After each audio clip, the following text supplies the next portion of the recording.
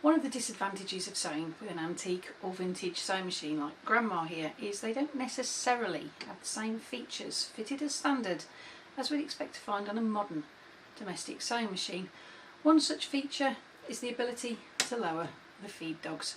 I'm Ollie, this is Simply Stitchy, and in today's video I'm going to be showing you how I can lower the feed dogs on Grandma when she hasn't got the ability to do it. Come on, let's find out. Okay, I am going to have to admit that I'm going to cheat on this one. Grandma, Singer 27 from 1912, does not have the capability for the feed dogs to be lowered. Some sewing machines, vintage sewing machines in particular, like the Singer Stylist 476, come with a special feed dog cover, which doesn't necessarily stop the feed dogs moving up and down, but what it does do is it puts something over the top of them to stop the feed dogs coming into contact with the fabric, and that's what I'm going to try and do with Grandma. What I've got here is a piece of cardboard. Now this is the lid of a cereal packet, and what I'm going to do is attach this over the top of the feed dogs and then see if it will stop those feed dogs coming into contact with the fabric. I only want the cardboard to literally cover the area where the feed dogs are. Now if you try this one at home, be particularly careful about what you use to stick your piece of cardboard to your feed dogs with.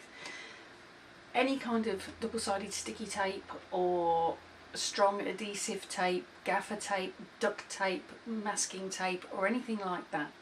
If you stick that to the decal part of the sewing machine, you stand a good chance of taking your decals off when you try and remove the tape, so steer clear of anything like that. What I'm going to be using is painter's tape, because painter's tape is designed to be easily removable, and it's also designed to leave paintwork intact. It's supposed to cover up the paint that you want to keep and not paint over it. This is the feed dog cover in place. As you can see, I've just rounded that edge off just a little bit, and I've made the hole a little bit bigger than the actual needle hole in the needle plate. The next thing that I've done is I've taken the foot off the sewing machine, because to do free motion quilting or darning you need a special kind of foot, and it looks like this. This is, originally it was known as a darning foot, but these days they're called free motion quilting feet, and as you can see it's got a bit of a bounce to it. We have the feed dogs covered, we have free motion quilting foot attached. The next thing that we need is a test sandwich. So let's see if we can get this DIY hack for free motion quilting on a Singer 27 to work.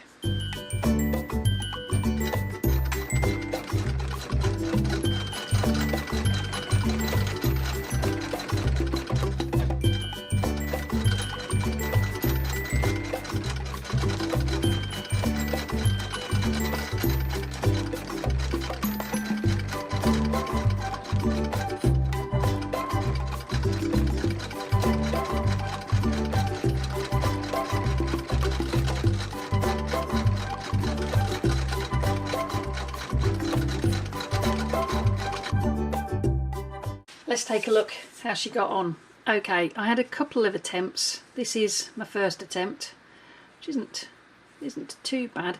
You'll notice that on this attempt and the other ones, there are areas where the stitching hasn't caught, and I think that's down to a couple of things. That's down to the lack of coordination between my hands and my feet. This is the first time that I've free motion quilted on a treadle, so it's not a skill that you can just pick up and go. It does take a little bit of practice, and I think that's part of the problem that's going on here. And if we take a look at the back, it's actually not looking too bad. There are a couple of areas where the red thread from the front has been pulled through. That could be I didn't adjust the tension. This was just a test to see if I could get grandma to free motion quilt. So all in all, I think with a few minor adjustments to the tension and to the operator's skill level, this DIY hack stands a very good chance of working a treat. I hope you liked today's video. If you did, give it a thumbs up, and why not let me know in the comments if you've ever tried free motion quilting on a treadle like grandma here, and how did you get on? Why not check out some of the other videos that I've got on the channel using these links coming up on the screen any minute now, or the ones I'll put in the description box for you. And why not subscribe and click that little bell so that YouTube can let you know when I've uploaded another video. Whichever video you go and check out next, hope to see you back here for the next one. And in the meantime, whatever you're sewing it with, embrace your creativity and have fun. Thank you ever so much for watching, and I'll see you next time. Bye for now.